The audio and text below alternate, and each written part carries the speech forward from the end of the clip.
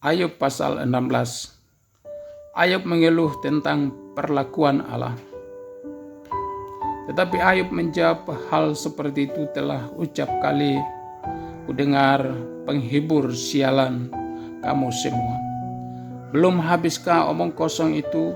Apa yang merangsang engkau untuk menyanggah? Aku pun dapat berbicara seperti kamu.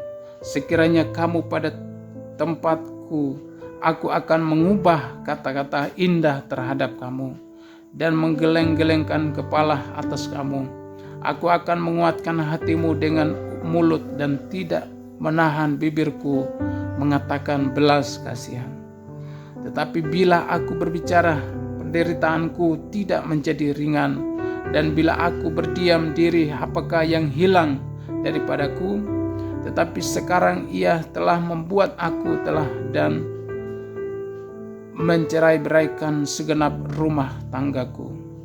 Sudah menangkap aku, inilah yang menjadi saksi. Kekurusanku telah bangkit menuduh aku. Murkanya menerkam dan memusuhi aku. Yang menggetarkan giginya terhadap aku, lawanku memandang aku dengan mata yang berapi-api. Mereka mengganggankan mulutnya melawan aku, menampar pipiku dengan cercaan dan bersama-sama mengerumuni aku. Allah menyerahkan aku kepada orang lalim dan menjatuhkan aku ke dalam tangan orang fasik. Aku hidup dengan tentram, tetapi ia menggelisahkan aku. Aku ditangkapnya pada tengkukku, lalu dibantingnya, dan aku diteguhkannya menjadi sasarannya. Aku dihujani anak panah, ginjalku ditembusinya dengan tak kenal belas kasihan. Empeduku ditumpahkannya ke tanah. Ia merobek-robek aku, menyerang aku laksana seorang pejuang. Kain kabung telah kujahit pada kulitku, dan tandukku kumasukkan ke dalam debu. Mukaku merah karena menangis, dan buluh mataku ditudungi kelam pekat. Sungguh pun tidak ada kelaliman pada tanganku, dan doaku bersih. Hai bumi, janganlah menutupi darahku, dan janganlah kiranya teriakku mendapat tempat perhentian. Ketahuilah sekarang pun juga saksiku ada di surga, yang memberi kesaksian bagiku ada di tempat yang tinggi.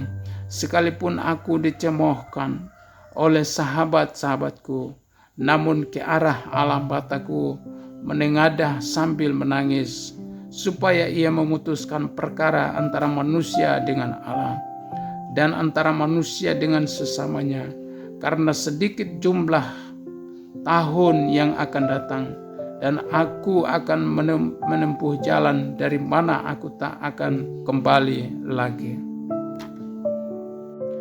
Ayub pasal 17. Semangatku patah, umurku telah habis, dan bagiku tersedia kuburan. Sesungguhnya aku menjadi ejekan, mataku terpaksa menyaksikan tangan mereka. Biarlah engkau menjadi jaminanku bagimu sendiri. Siapa lagi yang dapat membuat persetujuan bagiku? Karena hati mereka telah kau katupkan bagi pengertian. Itulah sebabnya engkau mencegah mereka untuk menang. Barang siapa mengadukan sahabatnya untuk mencari keuntungan mata, anak-anaknya akan menjadi rabun. Aku telah dijadikan sendirian di antara bangsa-bangsa, dan aku menjadi orang yang diludahi mukanya. Mataku menjadi kubur karena pedih hati. Segala anggota tubuhku seperti bayang-bayang. Orang-orang yang jujur tercengang karena hal itu, dan orang yang tidak bersalah naik pitam terhadap orang fasik. Meskipun begitu orang yang benar tetapi pada jalannya, dan orang yang bersih tangannya bertambah-tambah kuat. Tetapi kamu sekalian silahkan datang kembali, seorang yang mempunyai hikmat takkan kudapati di antara kamu. Umurku telah lalu, telah gagal rencana-rencanaku. Cita-citaku malam hendak dijadikan mereka siang. Terang segera muncul dari gelap. Kata mereka, apabila aku mengharapkan dunia orang mati sebagai rumahku, menyediakan tempat tidurku di dalam kegelapan, dan berkata-kata, liang kubur engkau ayahku, kepada Berengah ibuku dan saudara perempuanku. Maka di manakah harapanku? Siapakah yang melihat adanya harapan bagiku? Keduanya akan tenggelam ke dasar dunia orang mati, apabila kamu bersama-sama turun ke dalam debu. Ayub pasal 18. Pendapat Bildad bahwa orang fasik pasti akan binasa. Maka Bildad orang Suah menjawab, bilakah engkau habis bicara? Sadarilah baru kami akan bicara. Mengapa kami dianggap binatang? Mengapa kami bodoh dalam pandanganmu? Engkau yang menerkam dirimu sendiri dalam kemarahan damai. Demi kepentingan muka, bumi harus menjadi sunyi, dan gunung batu bergeser dari tempatnya.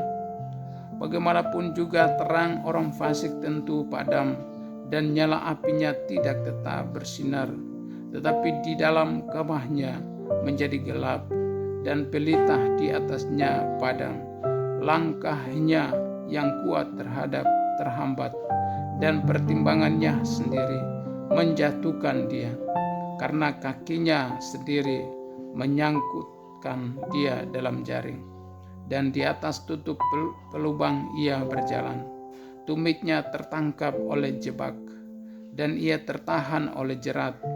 Tali tersembunyi baginya dalam tanah perangkap, terpasang baginya pada jalan yang dilaluinya. Kedahsyatan mengejutkan dia di mana-mana, dan mengejarnya di mana juga ia melangkah. Bencana mengidamkan dia, kebinasan bersiap-siap menantikan dia jatuh. Kulit tubuhnya dimakan penyakit, bahkan anggota tubuhnya dimakan oleh penyakit parah. Ia diseret dari kemahnya, tempat ia merasa aman, dan dibawa kepada raja kedahsyatan. Dalam kemahnya tinggal apa yang tidak ada sangkut pautnya dengan dia. Di atas tempat kediamannya ditaburkan belerang, di bawah keringlah akar-akarnya, dan di atas layulah rantingnya. Ingatan kepadanya lenyap dari bumi. Namanya tidak lagi disebut di lorong-lorong. Ia diusir dari tempat terang ke dalam kegelapan, dan ia dienyahkan dari dunia. Ia tidak akan mempunyai anak atau cucu cicit di antara bangsanya, dan tak seorang pun yang tinggal hidup di tempat kediamannya. Atas hari ajalnya orang-orang di barat akan tercengang, dan orang-orang di timur akan dihinggapi ketakutan. Sungguh demikianlah tempat kediaman orang yang curang. Begitulah tempat tinggal orang yang tidak mengenal Allah.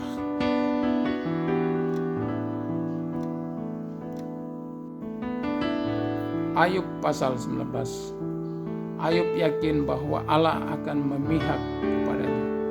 Tetapi Ayub menjawab, berapa lama lagi kamu menyakitkan hatiku dan meremukan aku dengan perkataan?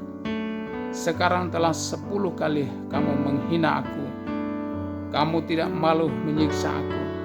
Jika aku sungguh tersesat, maka aku sendiri yang menanggung kesesatanku itu. Jika kamu sungguh hendak membesarkan diri terhadap aku dan membuat celaku sebagai bukti terhadap diriku, insaflah bahwa Allah telah berlaku tidak adil terhadap aku dan menebarkan jalannya atasku. Sesungguhnya aku berteriak kelaliman, tetapi tidak ada yang menjawab. Aku berseru minta tolong, tetapi tidak ada keadilan.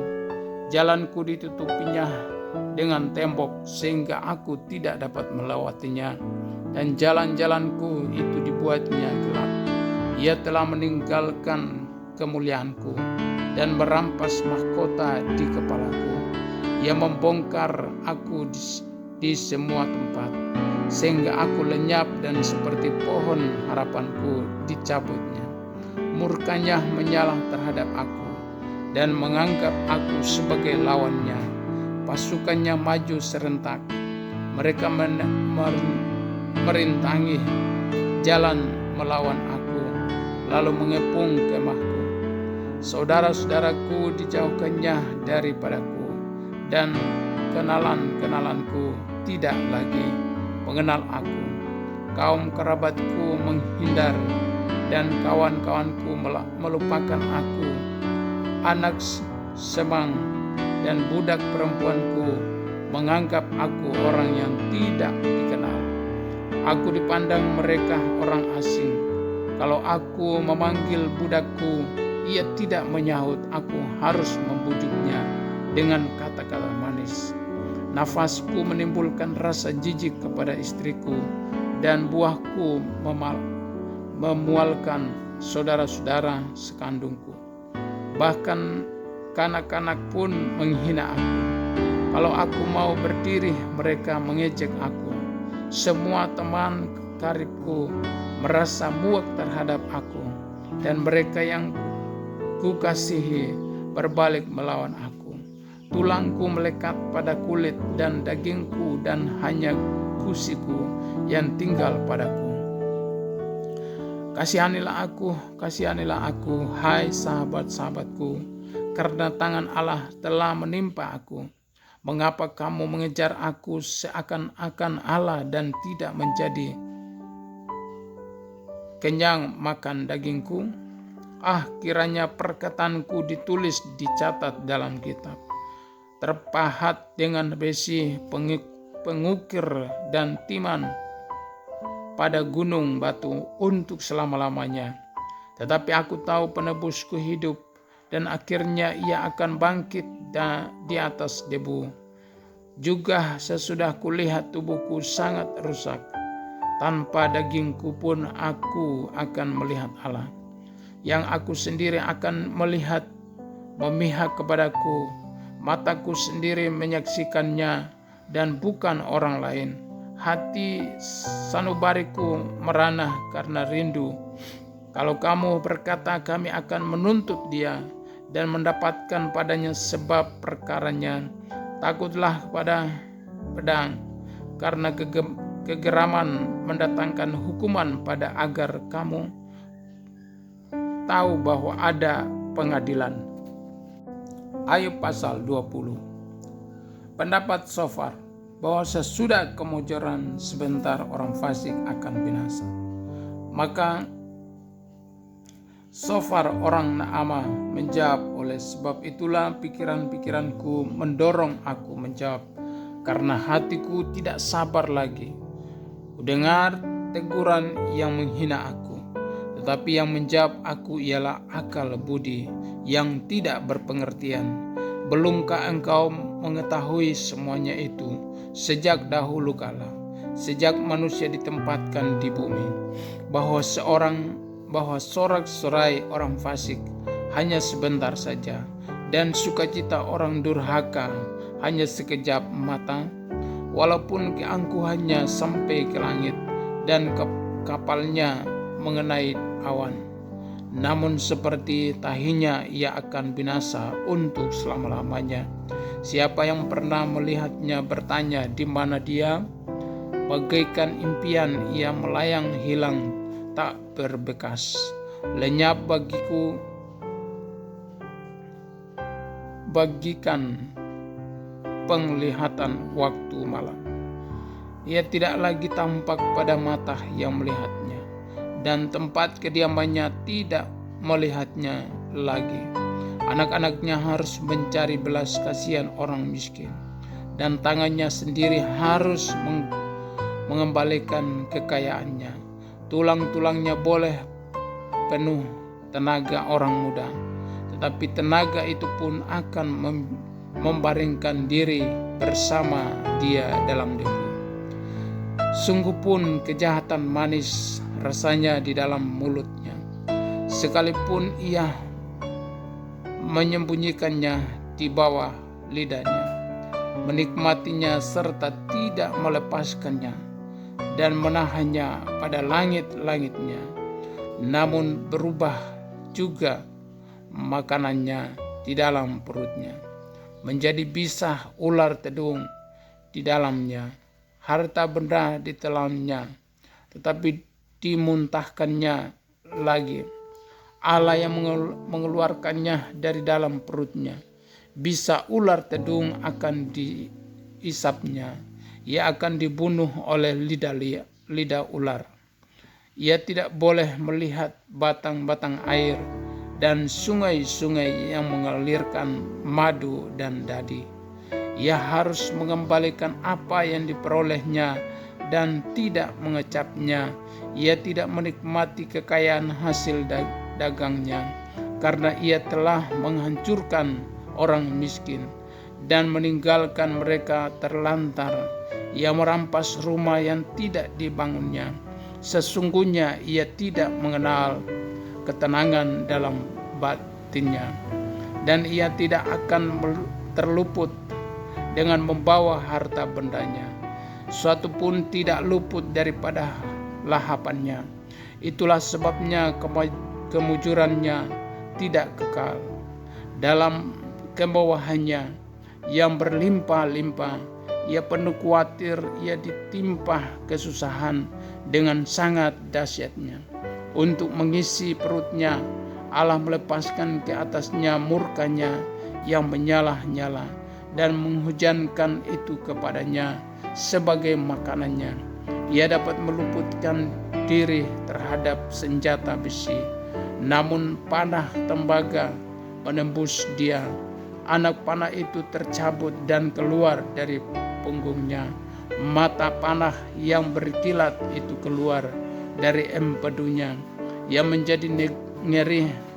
Kegelapan semata-mata tersedia bagi dia. Api yang tidak ditiup memakan dia dan menghabiskan apa yang tersisa dalam kemahnya. Langit menyingkapkan kesalahannya dan bumi bangkit melawan dia. Hasil usahanya yang ada di rumahnya diangkut semuanya habis pada hari murkanya. Itulah ganjaran Allah bagi orang fasik, milik pusaka yang dijanjikan Allah kepadanya.